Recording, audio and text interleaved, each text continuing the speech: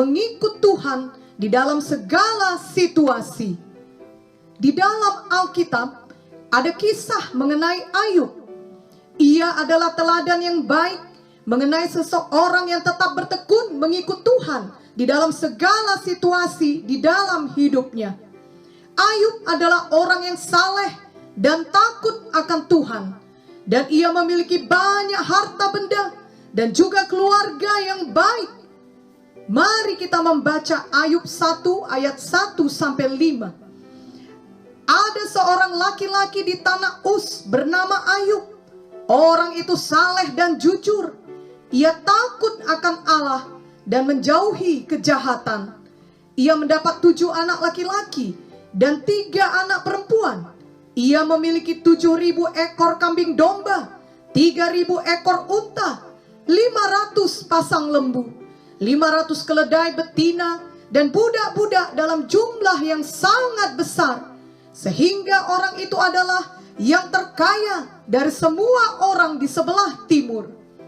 Anak-anaknya yang lelaki biasa mengadakan pesta di rumah mereka masing-masing menurut giliran.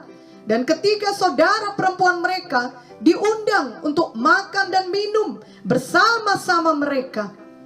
Setiap kali apabila hari-hari pesta telah berlalu, Ayub memanggil mereka dan menguduskan mereka. Keesokan harinya, pagi-pagi, bangunlah Ayub, lalu mempersembahkan korban bakaran sebanyak jumlah mereka sekalian. Sebab pikirnya, mungkin anak-anakku sudah berbuat dosa dan telah mengutuki Allah di dalam hati. Demikianlah dilakukan Ayub senantiasa. Lalu apakah yang sebenarnya terjadi sehingga Ayub kemudian sangat berubah, di mana ia mengalami penderitaan yang sangat besar? Hal itu terjadi bukan karena ia melakukan banyak dosa, namun karena pekerjaan setan. Pekerjaan setan adalah mencuri, membunuh, dan membinasakan. Yohanes 10 ayat 10a berkata, pencuri datang hanya untuk mencuri dan membunuh dan membinasakan. Dari dahulu sampai sekarang, setan suka menghancurkan orang-orang yang hidup saleh dan takut akan Tuhan. Karena orang-orang yang demikian akan memiliki pengaruh besar dalam kerajaan sorga. Setan mau menghancurkan orang-orang yang demikian, agar kesaksiannya mengenai Tuhan juga ikut hancur, sehingga banyak orang akan meninggalkan Tuhan. Itulah pekerjaan setan. Dan memang setan masih diberikan waktu dan akses untuk melakukan pekerjaannya. Kelak setan akan selama-lamanya dihukum di neraka, dan ia tidak dapat lagi mengganggu kita. Namun saat itu belum tiba. Selama kita masih hidup di dunia sekarang ini, biarlah kita mengenal strategi setan, sehingga kita tidak lagi merasa bingung dan bertanya-tanya ketika terjadi berbagai hal yang buruk di dalam kehidupan ini.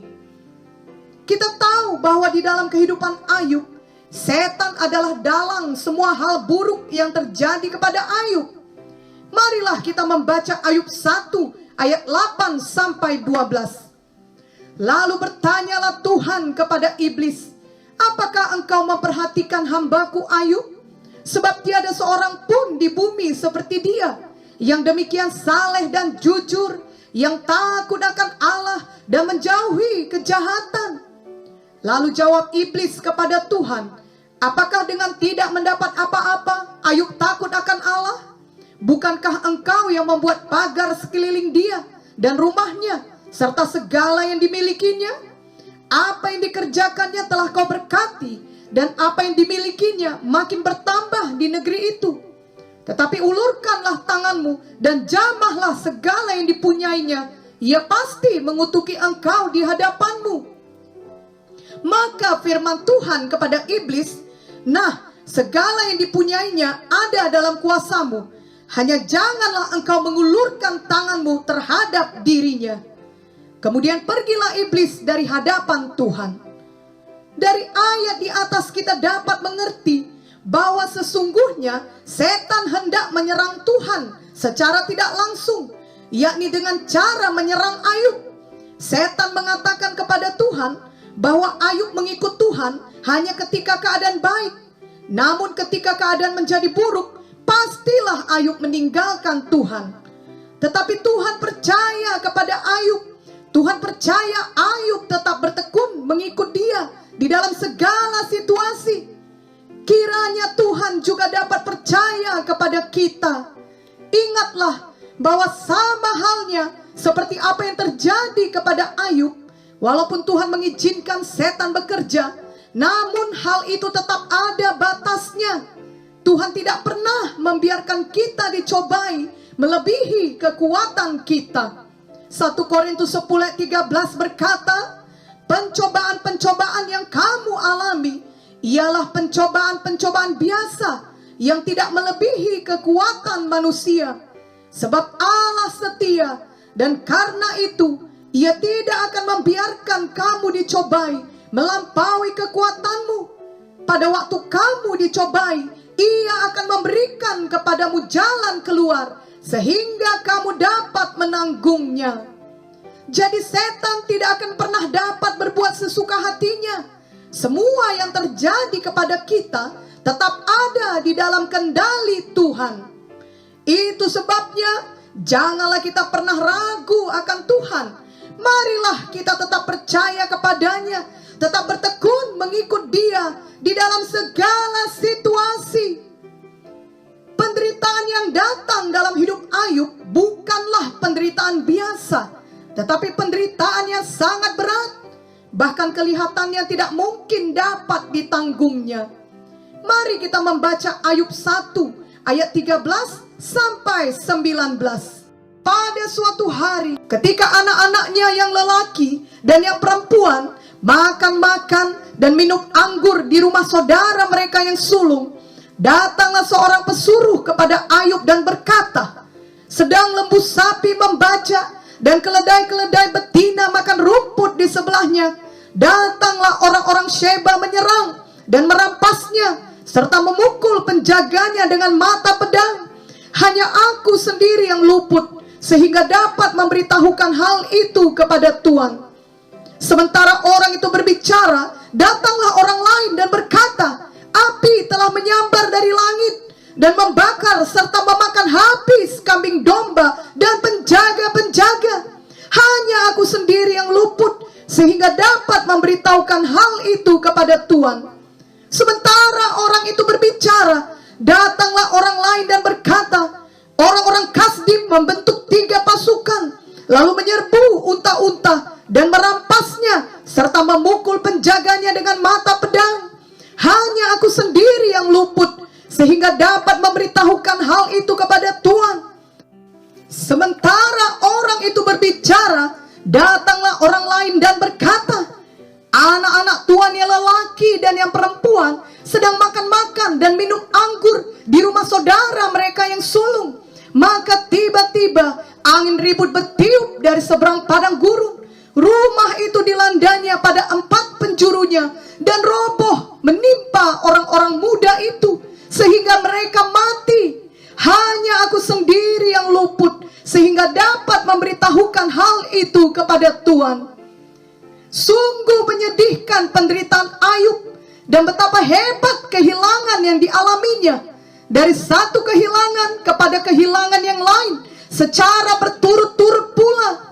Ayub kehilangan ternaknya, pelayannya, hartanya, dan juga anak-anak yang dikasihinya. Dan semuanya terjadi dalam waktu yang sangat berdekatan. Lalu seakan-akan hal itu masih tidak cukup berat, Ayub pun kemudian kehilangan kesehatannya.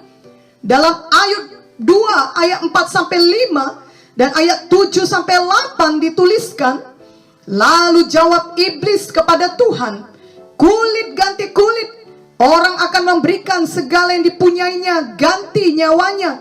Tetapi ulurkanlah tanganmu dan jamahlah tulang dan dagingnya, ia pasti mengutuki engkau di hadapanmu.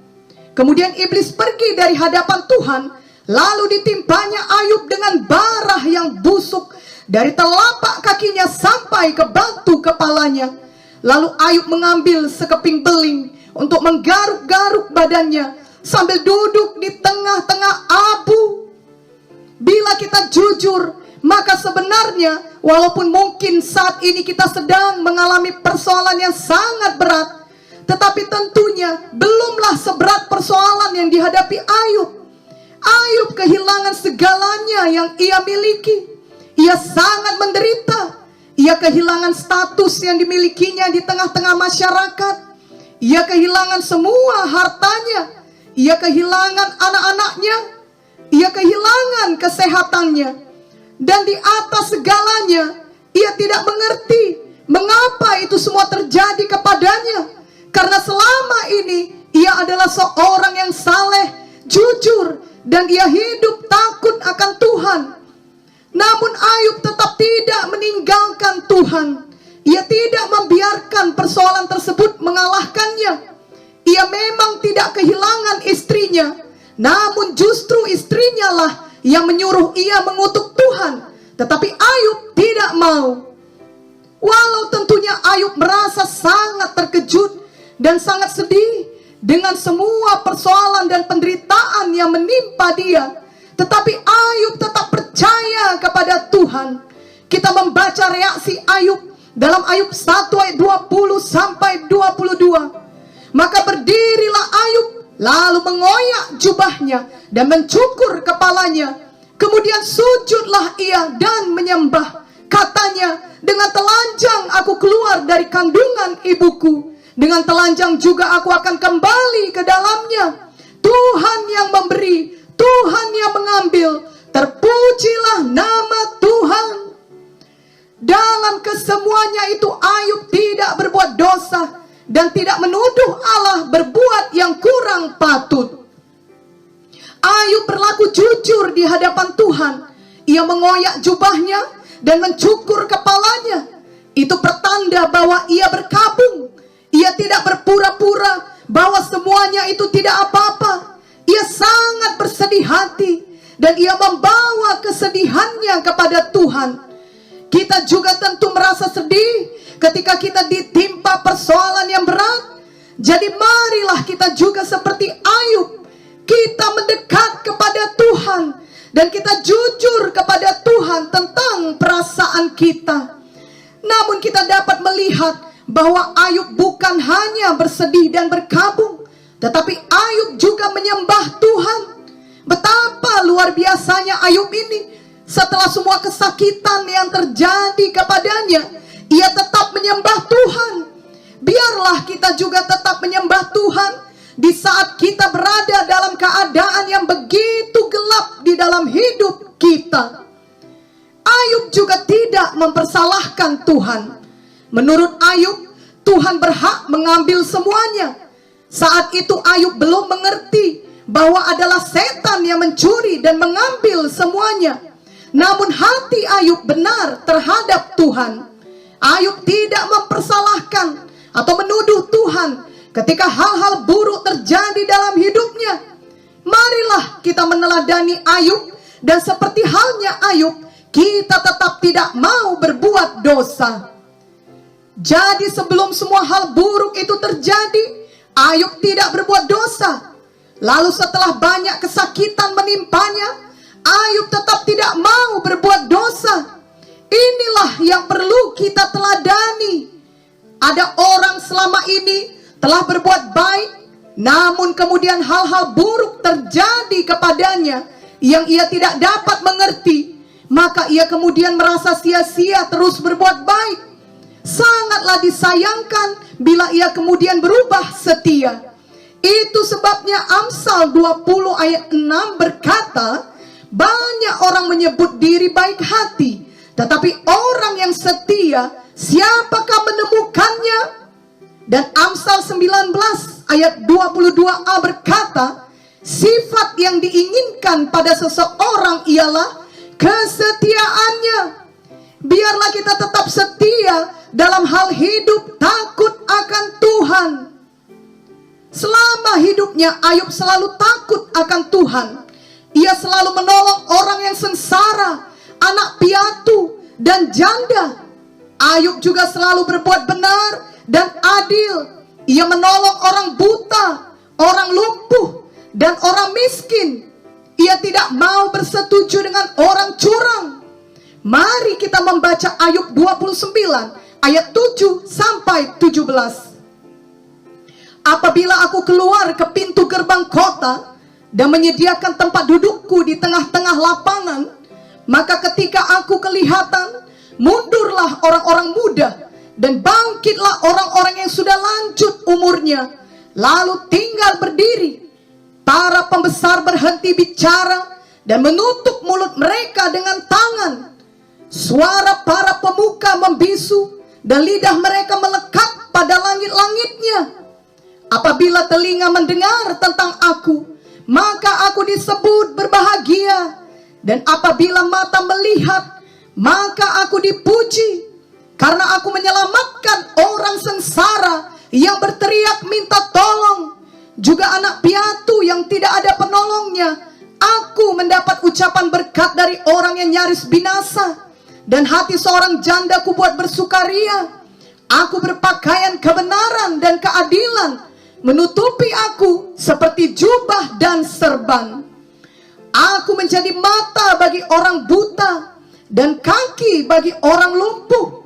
Aku menjadi bapa bagi orang miskin, dan perkara orang yang tidak kukenal kuselidiki. Geraham orang curang kuremuk dan merebut mangsanya dari giginya. Mari kita membaca lagi Ayub 29 ayat 21 sampai 25. Kepadakulah orang mendengar sambil menanti. Dengan diam mereka mendengarkan nasihatku. Sehabis bicaraku, tiada seorang pun angkat bicara lagi. Dan perkataanku menetes ke atas mereka.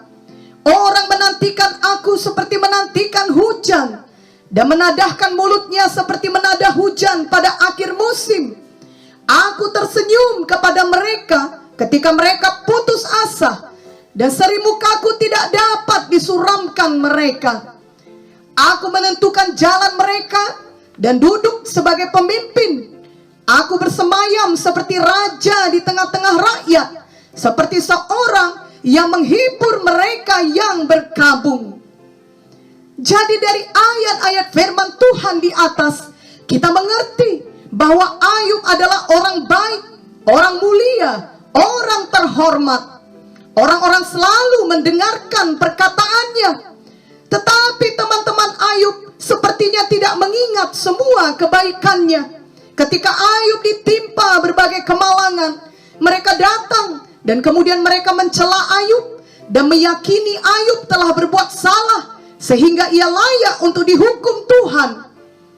Sebenarnya Ayub selama ini adalah seorang yang hidup kudus.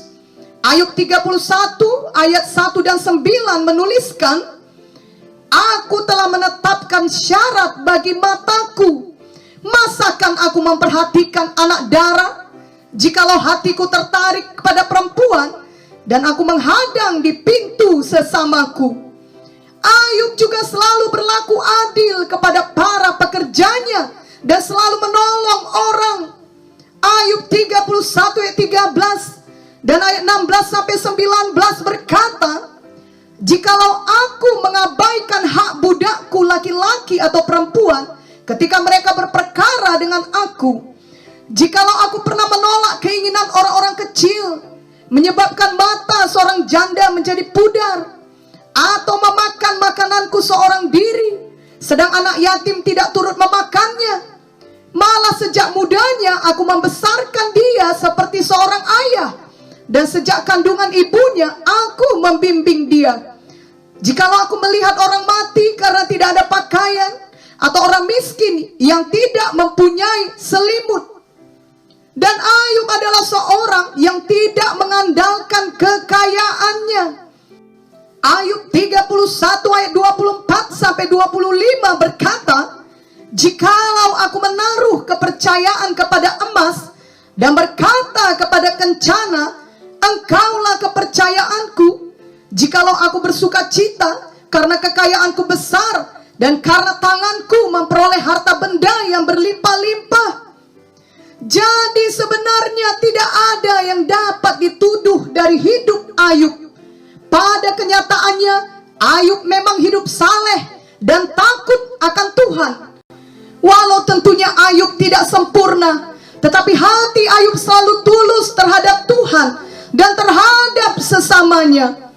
Namun ketika dia mengalami semua hal yang buruk, orang-orang tidak mengingat lagi kebaikannya.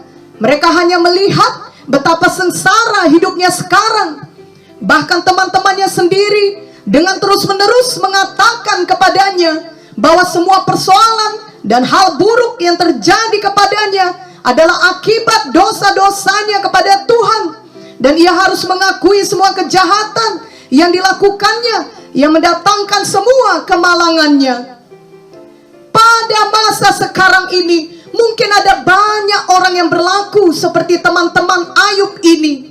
Mereka dengan cepat dan dengan yakin mengatakan kepada orang yang sedang ditimpa kemalangan bahwa pastilah kemalangannya itu merupakan akibat dosa-dosanya dan Tuhan sedang menghukumnya. Sama seperti Ayub, mereka juga belum mengerti bahwa ada setan yang mendalangi semua kejadian buruk tersebut.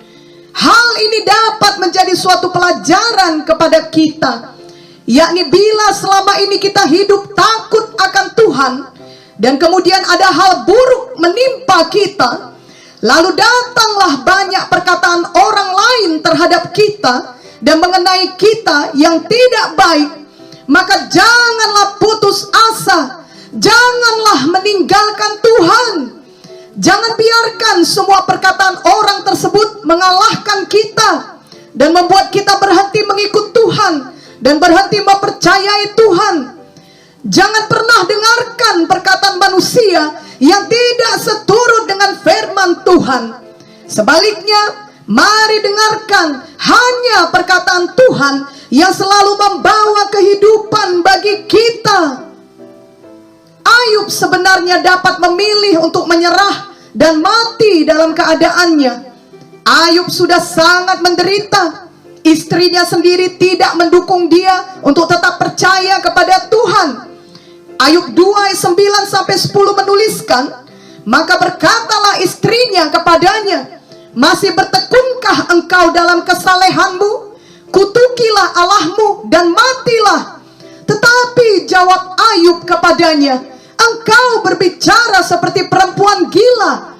Apakah kita mau menerima yang baik dari Allah, tetapi tidak mau menerima yang buruk?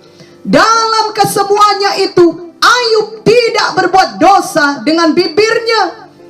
Jadi walaupun semua orang-orang terdekatnya tidak menolong dia, tetapi justru banyak yang menuduh dia, Ayub tetap menaruh kepercayaannya kepada Tuhan. Ayub tetap setia kepada Tuhan. Ayub bertekun mengikut Tuhan dan mempercayai Tuhan.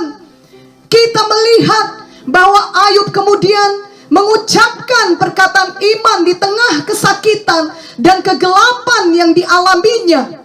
Ayub 19 ayat 25-27 berkata, tetapi aku tahu penebusku hidup, dan akhirnya ia akan bangkit di atas debu. Juga sesudah kulit tubuhku sangat rusak, tanpa dagingku pun aku akan melihat Allah, yang aku sendiri akan melihat memihak kepadaku. Mataku sendiri menyaksikannya dan bukan orang lain. Hati sanubariku merana karena rindu. Perkataan yang diucapkan Ayub ini sangat luar biasa. Tentulah Tuhan sendiri sudah berbicara dalam hati Ayub dan menyatakan kepada Ayub mengenai karya Tuhan Yesus yang menebus umat manusia dan mengenai kebangkitannya, sehingga Ayub dapat memiliki pewahyuan dan berkata, penebusku hidup dan akhirnya ia akan bangkit di atas debu. Bahkan Ayub mengerti mengenai kebangkitan tubuh dan kehidupan kekal. Itu sebabnya ia berkata, juga sesudah kulit tubuhku sangat rusak, tanpa dagingku pun aku akan melihat Allah, yang aku sendiri akan melihat memihak kepadaku. mataku sendiri menyaksikannya dan bukan orang lain. Demikianlah Tuhan selalu mau berbicara dalam hati kita, di tengah semua situasi kita, di tengah semua kegelapan dan semua kesakitan yang kita alami. Marilah kita mau mendengar suara Tuhan. Janganlah kita mengeraskan hati kita. Ibrani 3 ayat 15 berkata, tetapi apabila pernah dikatakan, pada hari ini jika kamu mendengar suaranya, janganlah keraskan hatimu seperti dalam kegeraman. Jika kita tidak mengeraskan hati dan mau mendengar suara Tuhan, maka kita akan dapat menerima pewahyuan dan kekuatan dan arahan dari Tuhan. Kita tidak perlu dikalahkan oleh semua situasi kehidupan yang berat yang kita alami. Kita dapat bangkit dan menjadi pemenang, karena kita tahu bahwa kita adalah anak-anak Tuhan yang sangat dikasihinya, yang telah ditebusnya dengan nyawanya sendiri. Bahkan masa depan kita sudah dijamin olehnya, yakni di dalam hidup yang kekal untuk selama-lamanya. Dalam Ayub 23 ayat 10 dituliskan, karena ia tahu jalan hidupku, seandainya ia menguji aku akan timbul seperti emas. Jadi Ayub akhirnya mengerti bahwa ini adalah ujian iman, dan Ayub mengambil keputusan bahwa ia akan maju terus. Ayub mau ia timbul seperti emas, ia mau dimurnikan.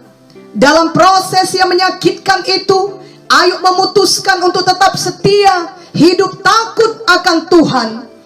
Ayub 23 ayat 11 sampai 12 berkata, kakiku tetap mengikuti jejaknya, aku menuruti jalannya dan tidak menyimpang. Perintah dari bibirnya tidak kulanggar, dalam sanubariku kusimpan ucapan mulutnya. Inilah teladan kita. Kita tetap bertekun mengikut Tuhan di dalam segala situasi. Kita justru lulus di dalam ujian iman kita, seperti yang telah dialami oleh Ayub. Ingatlah perkataan iman Ayub ketika ia di dalam penderitaan, dan biarlah itu juga menjadi perkataan iman kita, yakni penebus kita hidup, dan kita akan keluar dari ujian seperti emas. Dengan kata lain, kita mendeklarasikan dengan iman bahwa semua akan mendatangkan kebaikan bagi kita yang mengasihi Tuhan. Roma 8 ayat 28 menuliskan, kita tahu sekarang bahwa Allah turut bekerja dalam segala sesuatu untuk mendatangkan kebaikan bagi mereka yang mengasihi Dia, yaitu bagi mereka yang terpanggil sesuai dengan rencana Allah. Salah satu kebaikan yang kita terima tentunya adalah kita semakin mengenal Tuhan dan hati kita semakin dimurnikan. Biarlah pengakuan iman seperti ini terus kita ucapkan dan kita hidupi, khususnya ketika bertubi-tubi persoalan dan situasi yang buruk menimpa kita. Termasuk ketika semua orang menuduh kita berbuat salah, padahal kita justru berbuat kebenaran. Marilah tetap ucapkan pengakuan iman kita yang menang. Juga ketika orang terdekat kita sekalipun menyuruh kita untuk berhenti mengikut Tuhan dan berhenti melayani Tuhan, seperti yang dilakukan oleh istri Ayub, namun marilah kita tetap mengucapkan pengakuan iman yang menang. Amin. Marilah kita memilih untuk tetap bertekun dalam iman dan tetap hidup takut akan Tuhan seperti Ayub, sehingga persoalan kehidupan tidak mengalahkan kita, tetapi justru kita keluar sebagai pemenang. Janganlah kita memilih untuk mengeraskan hati, berkompromi dengan dosa, menuruti keinginan daging kita sendiri, ataupun menyerah. Itu semua adalah pilihan yang salah yang akan membawa kita menjauh dari Tuhan. Mari kita selalu mendekat kepada Tuhan. Yakobus 4 ayat 8 berkata, mendekatlah kepada Allah dan Ia akan mendekat kepadamu. Tahirkanlah tanganmu, hai kamu orang-orang berdosa, dan sucikanlah hatimu, hai kamu yang mendua hati. Bila memang selama ini ada dosa kita yang perlu kita tinggalkan, maka segeralah kita meninggalkannya dan sungguh-sungguh bertobat.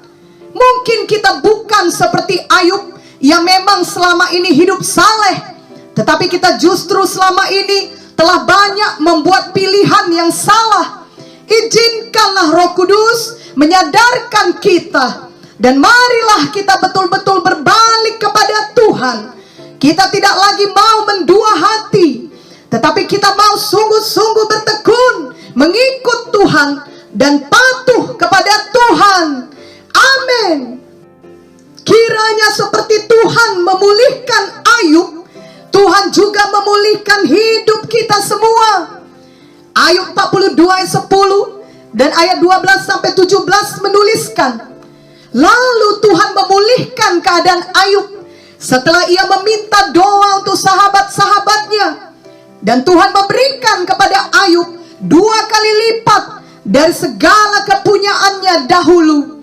Tuhan memberkati Ayub dalam hidupnya yang selanjutnya lebih daripada dalam hidupnya yang dahulu. Ia mendapat 14.000 ekor kambing domba dan 6.000 unta, 1.000 pasang lembu dan 1.000 ekor keledai betina. Ia juga mendapat 7 orang anak laki-laki dan 3 orang anak perempuan. Dan anak perempuan yang pertama diberinya nama Yemimah, yang kedua Kezia, dan yang ketiga Karen Hapuk.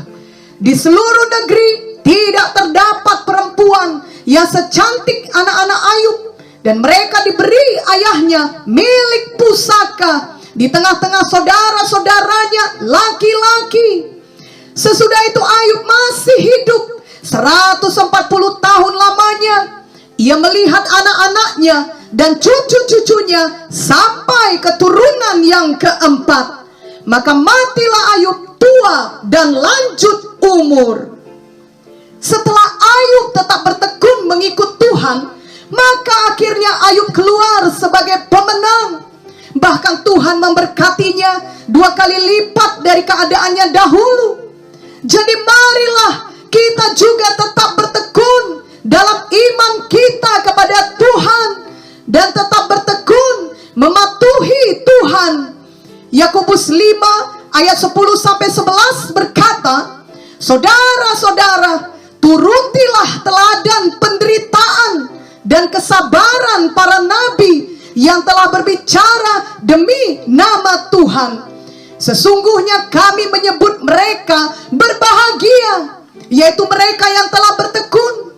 Kamu telah mendengar tentang ketekunan Ayub, dan kamu telah tahu apa yang pada akhirnya disediakan Tuhan baginya, karena Tuhan Maha Penyayang dan penuh belas kasihan. Marilah kita tetap bertekun mengikut Tuhan di dalam segala situasi, dan biarlah kita keluar sebagai pemenang di dalam kehidupan